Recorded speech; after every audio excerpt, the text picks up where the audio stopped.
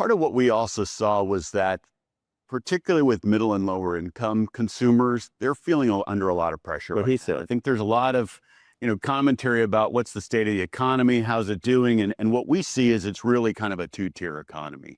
If you're upper income, earning over $100,000, things are good. The stock markets are near all-time highs.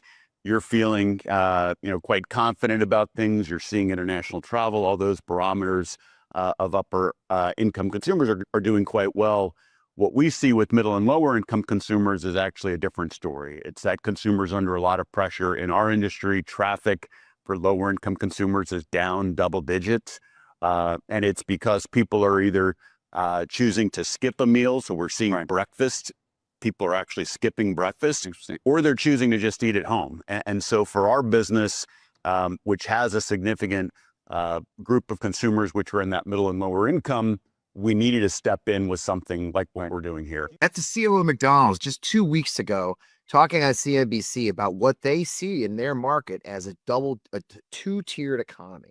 And the upper class is seeing a boom right now. As you heard him say, stocks are up, travel's up. Things are going well for most people. And frankly, until just a month or two ago, most of the numbers showed the middle class was kind of keeping up with them. But then things kind of collapsed in June. New numbers came out, and it's not so much at there. You're seeing traffic at their restaurants are plummeting, but now we're seeing in our own towns. Look around your town. You may be seeing it right in your hometown right now, like I am in mine. You're seeing restaurants closing. You're seeing empty spaces at family restaurants because people can't afford to go out anymore. I mean, the numbers are there. Businesses are failing. The Wall Street Journal laid this out. Let me show you this article. The Wall Street Journal laid this out in an article telling that the middle class vibe has shifted from secure to squeezed. And what they mean here is that the showing are we are indeed in a two-tier economy. Consumer sentiment dropped nearly 6% in August after trending up in June and July, according to a closely watched index from the University of Michigan. Pessimism about the job market increased, with more people surveyed saying they expect their income to decline, according to polling by another organization. The middle class, which is, for those who are not familiar, like me, middle class is generally considered households making roughly $53,000 to $161,000 a year, is playing a big role in this waning optimism, right? After months of tracking high income earners, increasing comments about the economy, households making between $50,000 and $100,000 made an abrupt about face in June. They now more closely resemble low income earners in their gloomy view of the economy. And let me show you, this is a really interesting. This is that consumer sentiment chart from the Wall Street Journal article. Look at this one, you guys. So the high income, that dark blue at the top, they're doing great. They think things are awesome. But now look at the chart below. Look how it drops off. Income for middle and lower class has plummeted. And it's evidence of a squeezed middle class. Several CEOs, as you saw the CEO from McDonald's say, dining, retail, fashion, airline, their middle class customers are increasingly strapped, even as high earners keep on buying. So on top of that, we're seeing the largest gap in between. This is fascinating to me. This right here is the largest gap between median income and median housing price. This is the largest gap in history. This is the most unaffordable housing market in history as recorded, according to recent reporting. That's an incredible number. And here's another nugget. A home buyer must now earn $114,000 a year to afford the median priced home. This means the average U.S. household income would require a 42% raise to afford the median home on the market today. And as they say in this last line in this post, homeownership is officially becoming a luxury in the United States of America here in 2025. Those are shocking things. And there was a story last week about Arkansas farmers are panicked as they're facing up to a third of them going bankrupt this year, as they've reached the end of their ropes with financing since the pandemic, and the Trump tariffs are now killing all their international sales. So you're really seeing things are kind of coming home to roost. This is another one. Health insurance copays and deductibles. Here where I live in Missouri, they just announced that the ACA window, when it opens in October, we should expect to see most plans going up from 14 to 40%. And that's before the big billionaire bill kicks in and jacks up corporate. Even your own health insurance you get from your employer is going to go up as much as 30% because of the bill and taking away some of the costs that they're sharing with the states. And by the way, all this assumes your state's going to cover the gap in cost. Millions of people are going to lose their health insurance next year. Here's another one that came up. This is fascinating to me. This is the car market. where subprime auto loan delinquency rates have been surpassed, not 5% for the first time in history. That means that people are failing to pay their cars fast. So that industry is in trouble all of a sudden. All this adds up. It adds up when you look at the big, I call it the billionaire bill, where the poor get poorer and the rich get richer. The largest transfer of wealth in American history, while telling us all along that it's good for us. I want you to watch this video from last week. This is from last week. This is Scott Bessent, the Treasury Secretary. This is with Christine Walker last week. And he just said how great the stock market's doing. And she called him out on the tariffs and how there are attacks on average working Americans. A new high. Hasbro says they're going to have to increase their prices. Goldman Sachs says 86% of the tariff revenue collected so far has been paid by American businesses and consumers. So just bottom line, Mr. Secretary, do you acknowledge that these tariffs are attacks on American consumers? No, I don't. Even though you have companies saying they are going to have to increase prices, and given the fact that 86% of these tariffs don't seem fair. You're quoting Goldman Sachs. Yes, Goldman Sachs. I made a What good. I said, yeah. I made a good career trading against Goldman Sachs. Okay. All right. Ooh, I do want to. He made a whole career trading against Goldman Sachs. I mean, who needs the gold standard of economic forecasting when you're Scott Bessent, who, by the way, a story came out later showing he didn't actually do that well as a VC. But the point is, I run that clip to say, who do you think he's talking to? Do you think he's talking to working Americans? No. He's talking to fellow millionaires, fellow billionaires. They're fine. It's not that big a deal. They're great. But the truth is the average American is struggling right now. Working class Americans across all demographics are struggling right now. Urban, rural, black, white, all of it. And so it's really caused a lot of angst, if you will, amongst the Democratic Party. As we look after the failure of the Harris campaign to win their campaign, there's been a lot of internal looking, a lot of fighting within the Democratic Party about what our messages should be. Should we abandon identity politics and take up populism? What's the abundance theory versus populism? I mean, it's been somewhat entertaining to watch, but also frustrating. And so I'm not talking about a murder this week or the other things, because I'm sure you're going to get plenty of that news for everyone else. You're going to hear plenty of it from my friends here in the Wasatch Hour. But I wanted to talk to you about the reality setting. You know, I had a guest a few months ago or last year said cold, hard reality. The fact is that cold, hard reality is settling in for a lot of people in this country right now. It has nothing to do with the culture wars or anything else, but it has to do with how we're going to fight for the average working person of every demographic. So I'm excited to have a guest this week to talk about that. And timing is everything. I literally got a call today as we're getting ready for the show. And he's got a new piece in a magazine called Hope and Hammer. His name's Professor Michael McCarthy. So I always get the right guest at the right time. And this is I think it's my mojo. That's my fiance says I have good mojo. I don't know what that means. Either way, we got a great show, a great conversation. It's going to make you think a little bit. And that's why I love doing this show. You don't come here to hang out on Friday night for no reason. You come here to think and talk about issues that matter to average people and the people who are fighting for our country. So without further ado, I am Fred Wellman. You're here with On Democracy of FP Wellman, right here Friday night in the Wasatch Hour. Thrilled to have you. Let's get on the show.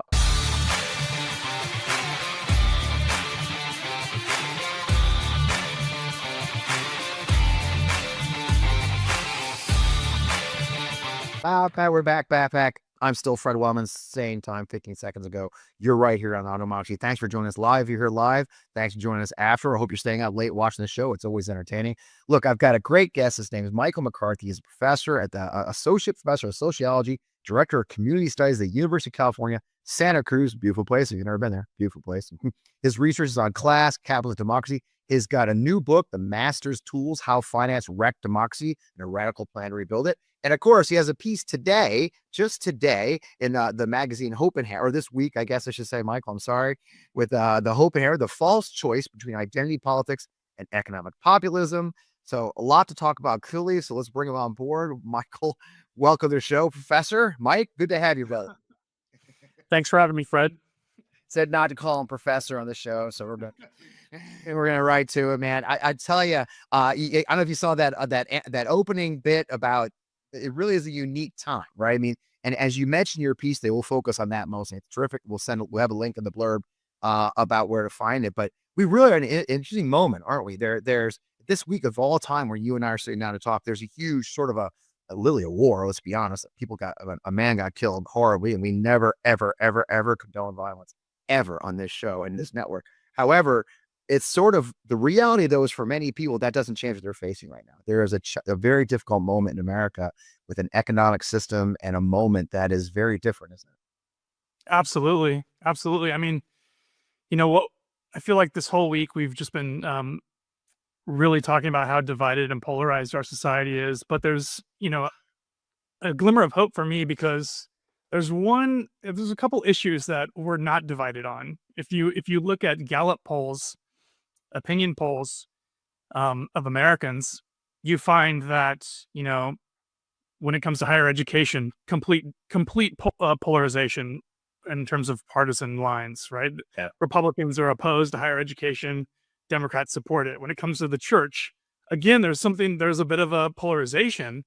Yeah. But when it comes to banks and corporations, big corporations, there's a real convergence. It turns out that the vast majority of working class people, regardless of your partisanship, are deeply distrustful of these large economic institutions. And I think that speaks to, in some fundamental way, precisely what you set up in the beginning of the show, that we're in a moment of profound, not just economic inequality, but political inequality in this country. And people know that. People are, in a very real way, are keenly aware of that. Yeah, and what caught my eye when you sent me your article is, I've been thinking about it a lot, obviously, because I do this for a living, and I try to understand the moment we face and help my viewers understand, and of course they help me understand things too. But there has been this ongoing battle. I mentioned it, the abundance article versus populism. Do we abandon what they quote?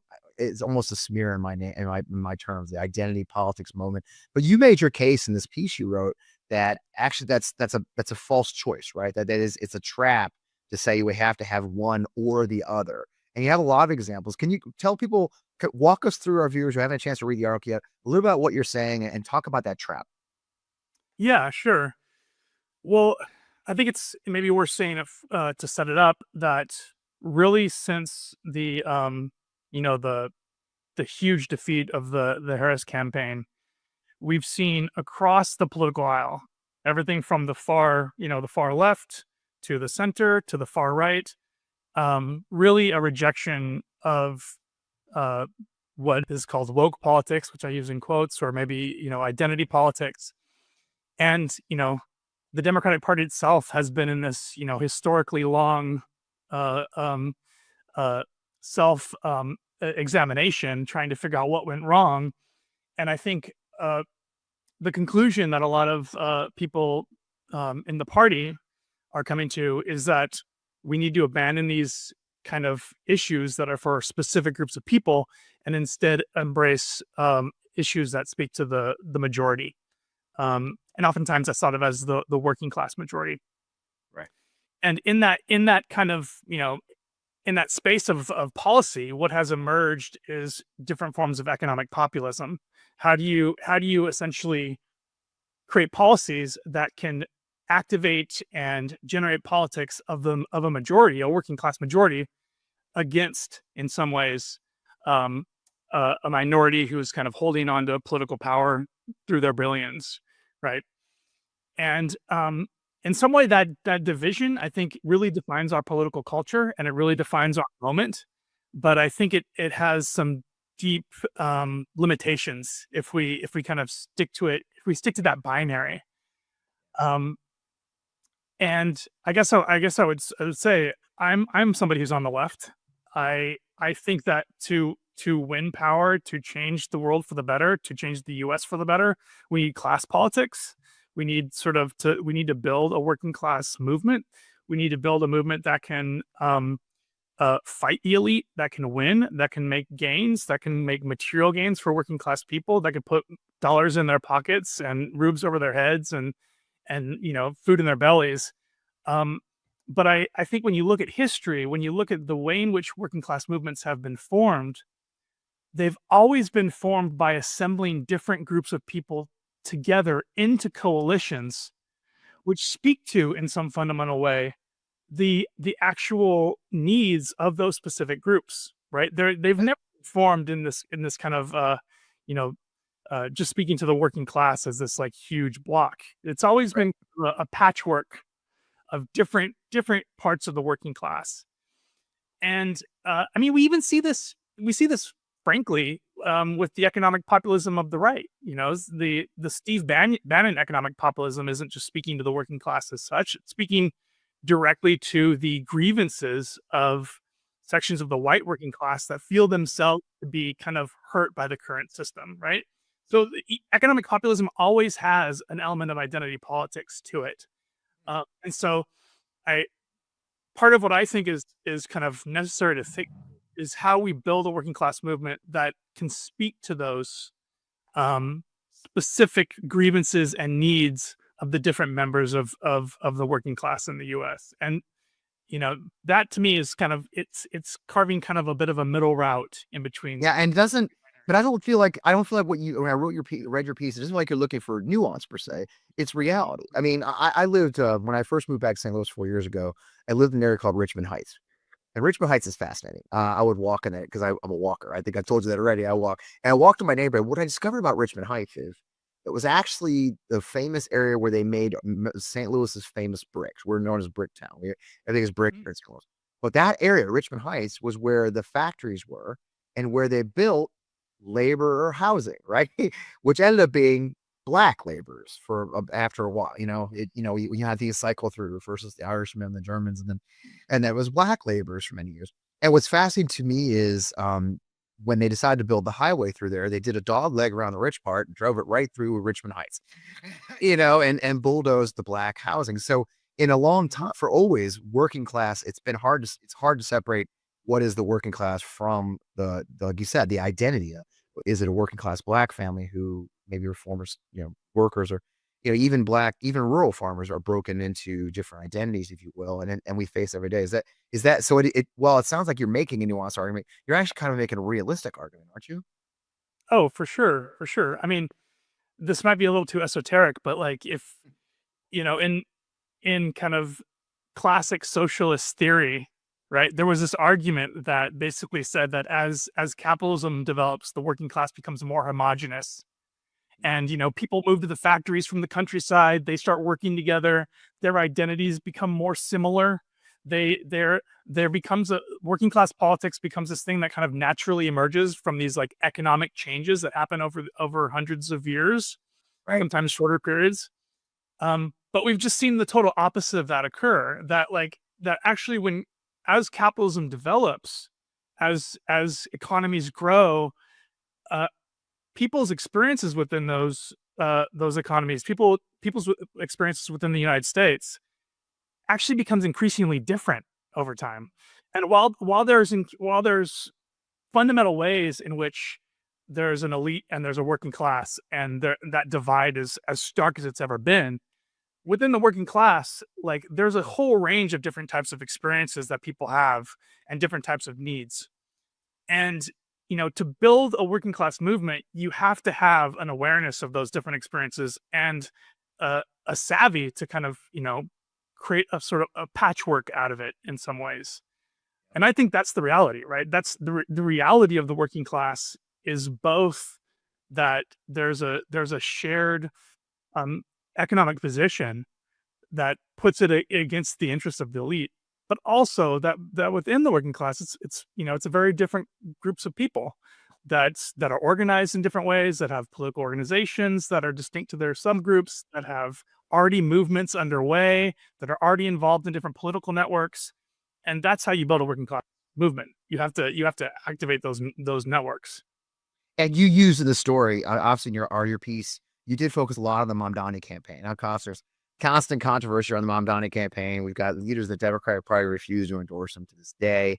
And people, it feels like every time I talk about this campaign, people look at me like I'm crazy because, the socialists, like, no, I think you're missing the point of why he was successful. And you make a pretty good argument in your article about that. Like, there's a lot of examples of what you were just saying. You were saying, look, a working class coalition, and New York, of course, I always caveat my conversations about Mr. Mamdani, my own experience. I ran a COVID hospital in New York, so I know New York pretty well. I lived there. I married a New York girl back in the day. But he's done a very unique New York thing. But in a larger sense, when you look at the coalition he's cobbled together, and you talk about it, like you talk about that, I think Bangladeshi moms, for example. Yeah, that New York in many ways is a melting pot, but the working class in New York there's very different segments of that, and their experiences are very different. Can you kind of expound on that? Explain that example of what you're talking about. Everybody knows about him listening, and yeah, he's riding the affordability crisis, just like what I talked about at the opening of the show. We have an affordability crisis, but that's just kind of scratches the surface of what he's doing, doesn't it?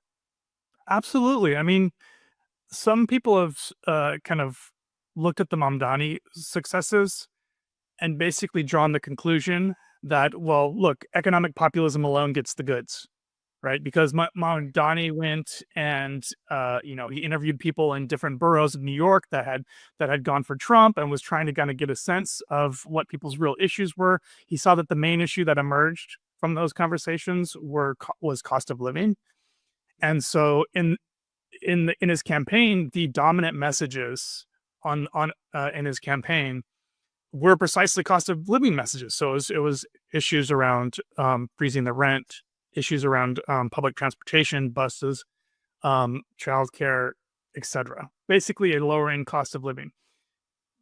If we were to leave it there, we'd miss the other half of the story. Like, his successes weren't solely due to that messaging. It was also due to the way in which he activated people and brought them into his coalition, in part by connecting that message to their own distinct, different identity groups. Right? That was Bangladeshi aunties who became like a major kind of Which is amazing, right? fascinating. But he spoke to Haitian New Yorkers. He spoke to the LGBTQ kind of communities specifically, and he kind of activated those groups by speaking to the specific issues of those groups, and didn't throw any of them under the bus. Right? He kind of incorporated them into his campaign in a way that felt good to them and felt like their issues were also being validated by his politics, and that's kind of in some ways, I think that's what we need to be aiming for in terms of building working class campaigns. We need to have in some ways unifying messages, but not to the detriment of the different sections of a class we're trying to organize or voters that we're trying to win over. You need to also speak to their specific issues, and I think he had a real savvy in doing that, which it's worth thinking about, I think. Starting a business is very hard. You're going through everything with like finding out your logo, building your website, getting your point of sale set up, your inventory, supply chains these days. Don't get me started about that. When my family started a business 12 years ago in a small town in Virginia, that was one of the big challenges we had. How do we find a point of sale that works? How do we run an online store? How does it all integrate with our social media channels and everything else? And we were just glad we finally found a partner that works so well for us. And that's where Shopify comes in. Shopify is a commerce platform behind millions of businesses around the world. And it's 10% of all e-commerce just in the US alone, from household names that like Mattel and Gymshark, to brands just getting started, or brands you should know like Sugar and Spruce in Fredericksburg, Virginia. You can get started with your own design studio with hundreds of ready-to-use templates. Shopify helps you build a beautiful online store to match your brand's style. Now, you accelerate your content creation. Shopify is packed with helpful AI tools that write product descriptions, page headlines, and even enhance your product photography for you. You can get the word out like you have a marketing team behind you. Easily create email and social media campaigns whenever your customers are scrolling or strolling, and it integrates directly into your point of sale system. And best yet, Shopify is your commerce expert with world-class expertise in everything from managing inventory to international shipping to processing returns and beyond. So if you're ready to sell, you're ready for Shopify. So that's where we come in. Turn your big business idea into... That's right. Sign up for your $1 per month trial and start selling today at shopify.com/Fred. That's go to shopify.com/Fred. One more time for those at home, shopify.com/Fred. You can start your business now and grow it successfully. Yeah, and I mean, and that is the thing. He didn't abandon those things, and people try to accuse him of the socialist stuff or the identity politics stuff. But what you're saying very clearly is he recognized that a working class isn't a monolith. That the white working class of Queens isn't the same as the white working class of Harlem, or the black working class, or like you said, the Bangladeshi working class. And or the street vendors. I know he's been very passionate about the street vendors, which is often Latino or otherwise, or Middle Eastern. I know I've got some of my best food ever is on the streets of New York. And so what is that lesson for the larger lesson for Democrats who aren't in New York? I mean, obviously, I always caveat, I think New York is such a unique place. I mean, in my district where I live, Missouri's 2nd district, it's 83, let's be honest, it's 83.3% white. Okay. And, there's a rural and urban divide, or suburban, I should say, suburban divide. So how do Democrats pull a lesson from that for the larger conversations they may be having in places like Missouri or California or Iowa, for example? Yeah, I mean, I think that's a great question. I would say the main thing that I'm trying to push back on with this piece is to think that the simple way in which those of us on the left can win, both in terms of elections, but also in terms of just building working class movements, whether they be labor movements, community-based movements, or otherwise, is to think that there can be a one message solution that works the same everywhere. Right. What worked for Mandani is not necessarily what's going to work for you, precisely because, like, you're in a different context. There's a different character to the working class where you are. There's different issues that the group of people has, and there's also different divisions within it. And I think that's where we need to be sophisticated about like where we're at, like the voters that we're trying to organize, the coalition that we're trying to build, and always kind of trying to walk that line of building campaigns that are fighting the elite, but also campaigns that speak to the specific issues of our constituencies. Right. Yeah. So that's how I would think about what the Democratic Party needs to do, especially the progressive end of the Democratic Party. It's not abandoning what we think of now in scare quotes as identity politics. Right. Because identity politics is oftentimes class politics. It's like when the Black Lives Matter movement erupted several years ago, that was a form of class politics that was emerging in those poor neighborhoods about the issues that particular people were facing. I mean, I was living in Milwaukee at the time, which is the most racially and economically segregated city in the US. And the issues that came out of the Black Lives Matter protest were, there were issues about policing, but there were also issues about housing. There were issues about like the services that Black neighborhoods got in Milwaukee. There were issues about infrastructure. There were class issues. And we're in a kind of political moment where, in some ways, that movement is kind of dismissed as like an identitarian misstep. Yep. But it was actually the most, in my view, it was kind of the most important working class movement that we've had in the past many decades. And so I think we need to have like a broader view about what the working class is and what working class politics is. And I think that gets us away from that binary of identity politics versus economic populism. That makes sense to me. That's why I wanted this conversation. I guess the final thing to say is, you've written a lot of this stuff. I was just showing your new book is out there. I mean, as you talk to Democrat, as you had, obviously, I think your message here was for Democratic candidates. It was for strategists, political thinkers. I mean, it's almost a direct letter to the leadership of the party. What's your final takeaway? You had a couple of points at the end of the piece, and I think you kind of touched on it a little bit just now, but what would be your final takeaway? It's like, hey, here's what you need to understand about the moment we face and your views. I feel the real main takeaway that I have is that right now our main problem in American politics, and I would even say this is not just an American specific issue. Our main problem in our politics is that we have a working class that is divided, that is not unified, that is mobilized around very different types of political agendas, which includes far-right economic populism, but also includes potentially left-wing economic populism. And the way in which you can unite, in some ways, a political movement is by putting that movement into conversation within itself. In other words, by creating spaces where working class people can have dialogue and can actually discover their common interest. And you don't do that essentially by through campaign messaging alone. You do that by actually activating people into your coalition and letting their voices drive your politics. And for me, that I think is the key thing. Like if there's one major problem that I think the Democratic Party has, it's that it has systematically demobilized people in its base. It's assumed that like if once elected, it can simply pass the right laws and win.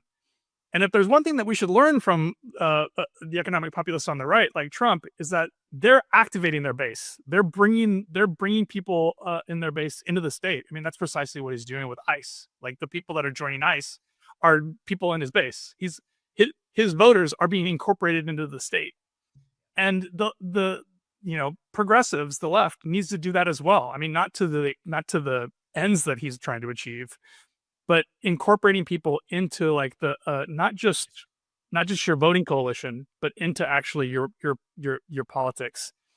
And I think that's the main challenge in some ways, and it's not easy, but to build a working class movement that can fight the right, I think it's necessary. That's a great place. I agree. And we've seen it.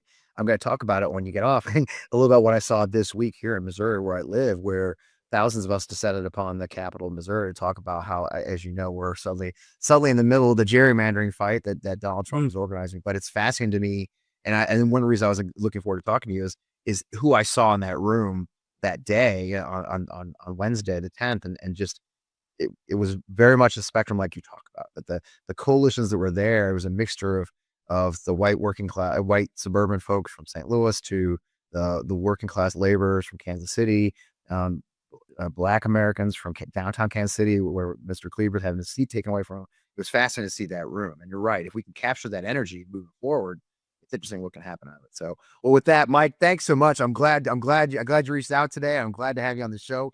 I love the piece. I'll have a link in the blurb and we'll put it here at Prairie Pine. In the meantime, keep up the fight and stay in touch. We put your link up for anything. Where can they find you, brother? Well, I'm on Blue Sky. It's McCarthy is my tagline there. But that's pretty much it. All right. Keep to yourself. Good call these days, because I get lots of love on social media these days. It's great. It's great hearing from people like, the right wing. So it's never a dull moment these days. I have a friend who had just got doxxed last night, and she called me this morning like, well, welcome to my world. Well, so keep on doing what you're doing. Thanks so much. I appreciate it. Thanks for reaching out. Good luck, and thanks for your thoughts. A brilliant piece. I'll encourage everybody to read it. Thanks, Fred. Thanks for having me on. My pleasure. Talk to you soon. That was a great conversation with Michael, a thoughtful one as well.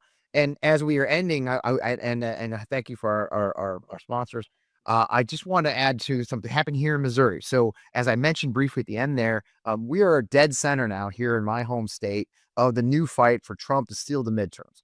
As you know, he got Texas to give him 5 seats, and he called up our governor, Mike Kehoe, and demanded he give him another seat here. Now, we're already a heavily gerrymandered state. We have 8 seats. 6 of those are Republican. 2 of them are Democrat. Basically, just the city of St. Louis and the city of Kansas City are occupied by Democrats. And of course, Trump wants 7-1. Well, 43% of Missourians voted Democrat this last election. So today should be actually 5-3 out of the 8. Instead, it's 6-2, and now it's going to be 7-1. They've made it pretty far down the road. The House of our state house approved it. The Senate now is in session. Trump himself called the Republican caucus of our Senate to tell them that he won the state. Well, not just 3 times, 6 times. You count the primaries. So he insists that he is owed them to re-gerrymander the state in the middle of a decade, which is not part of our Constitution. The Constitution says you shall redistrict once a decade after the census. But they've taken it upon themselves to use shall and say they can do whatever they want. It is troubling. But it ties into what Michael was talking about, that we're bringing together a coalition, a working class coalition, a liberal coalition that is different. I want to show you a video. I was there at the State House. We brought over 2,000, some say 5,000 people to the capital of Jefferson City. By the way, we have a beautiful capital here in Missouri, a historic capital in Jefferson City, Missouri. This is the rally in the rotunda of the Missouri, peaceful rally in the rotunda of the Missouri Capitol just 2 days ago.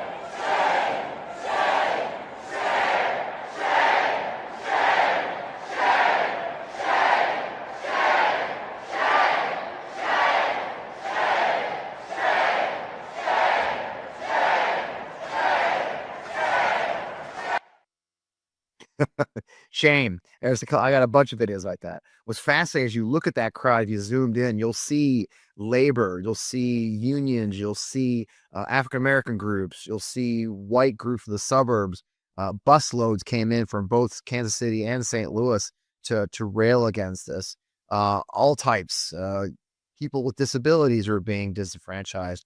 The amount of frustration with them is immeasurable. Because there's two things they're trying to pass. So you understand what's going on here in Missouri.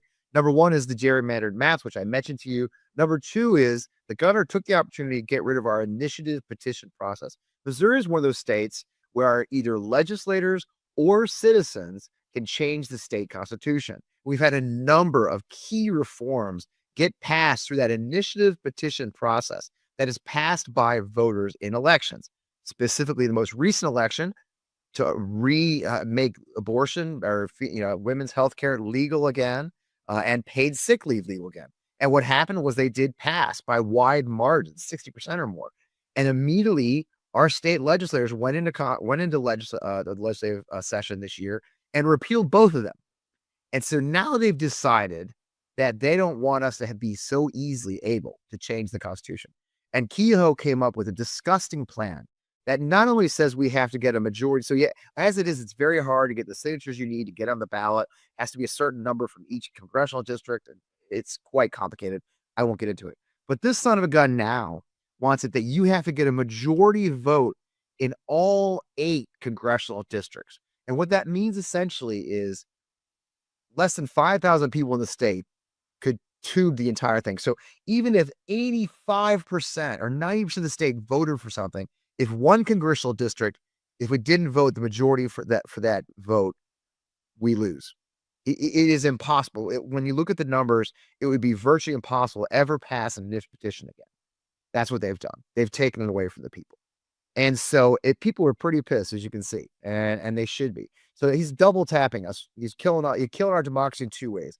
Gerrymandering it, redistricting in the middle of the decade without a census, and then taking away our initiative petition process, our direct democracy way in Missouri to change our constitution for the better. This is past right to work. This is past Medicaid expansion. And the things we've done, because Missouri may seem like a red state, oddly, pretty liberal policies pass pretty smoothly here in this state when they're presented the right way. And they hate it. They want them to be able to do it their own way. So this is being driven by the far right extremists of the Republican Party and the cowards that give along with them. And we're fighting it pretty hard. You can see the video and you can see the pictures on my social media. But I just want to give you an update what we're hearing. Where it's going, I don't know. It's a super majority state. They'll probably push it through unless some Republicans have some courage, which frankly, they haven't shown much so far. Our Democratic caucus is going to try everything they can to drag things out and push it off and fight it as much as they can. But in many ways, if the Republicans truly want to do this, they're going to be able to drag it right through. So it teaches us a few things. One, we got to fight the ballot box, because what's going to happen, they do this redistricting, is they're going to actually dilute a lot of very red districts, to include my own with Ann Wagner's not getting much better for her. And so you're going to see some really powerful people probably run for office now who may very well flip these states. The other part you're going to see is a lot of anger that will hang around. We're going to hang this around there next. Okay. The idea that politicians will pick their constituents, instead of constituents picking their politicians, is absolutely outrageous. And this is Missouri. We're not known for being easy to work with. The idea of being stubborn as a mule is a uniquely Missouri thing. And there's a reason for it. They're also known as the show me state, which actually came from an 1899 speech by our Congressman Van Diver, who said that frothy eloquence doesn't move him. He's from Missouri. You have to show me. And his point was, you can't just show up in Missouri and tell us what to do. And Donald Trump's doing that. So if it gives you any hope, we're going to fight. And there's a lot of lawsuits being planned, ACLU and others. Mark Elias and his folks are going to fight it. But for now, we're assuming it's going to happen. We're going to fight them at the ballot box as much as we can. So I'll keep you posted on all those things. Thanks for joining me here on a Friday night. It's always so good to see you guys. Thanks to our sponsors. Thanks to my guest, Michael McCarthy. I appreciate you guys so much. Join us every Friday night right here on the Midas Touch Network. I am Fred Wellman. Find me on all my social networks. And of course, I'd love you to join our Substack. We've got quite a bit of stuff going on there. We'll write a lot of our stuff. That's fpwellman.substack.com. We've got a big announcement coming up about 2 weeks. I can't wait to tell you about this big announcement. Got big plans coming up this year that I can't wait to share with you. In the meantime, keep up the fight. Don't give up. We can win. Don't be sidetracked by these horrible things that are happening. And don't be scared. Because in the end, that's what they want. They want us to be scared. The threats of civil war, the threats of killing the left, they want us to be afraid. And the way they win is we take it and we are afraid. I'm just not much on being afraid. I was in the Army for 22 years. I flew those things in combat. I'm not much on being scared of things like that. Otherwise, I would have given up a long time ago. I don't want you to do the same. In the meantime, stay safe. Keep up the fight peacefully and patriotically. They can never accuse us of violence. We don't participate in it. Again, I'm Fred Wellman. I'll see you guys next week. Thanks for joining me.